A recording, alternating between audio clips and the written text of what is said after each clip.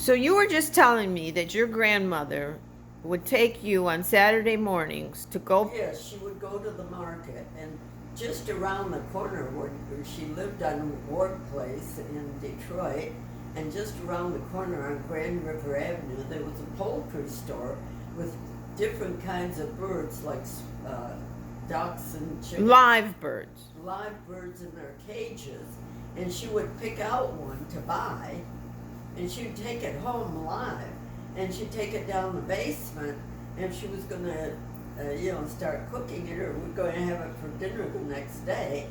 She'd put the chicken in the basement, and then she would wring the neck to kill it, and after she wrung the neck, then she would do whatever she did, and then I remembered she'd sit there on the kitchen chair in the kitchen plucking the feathers out. And she put the feathers all in a pile. Now, I don't always know what she did with those feathers, but I wouldn't be surprised if she stuffed a pillow with them. So she put them on a pan? Well, they would eventually go in the oven in order to be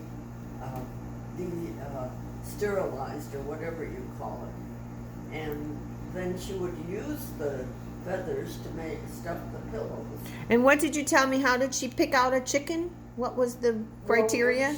Well, I would go to the poultry store with her around the corner from where she lived, and she'd look up and down the animals, the chickens and roosters and whatever other kind of birds there were, turkeys and even the swan I remember seeing once, and she'd pick one out of the cage.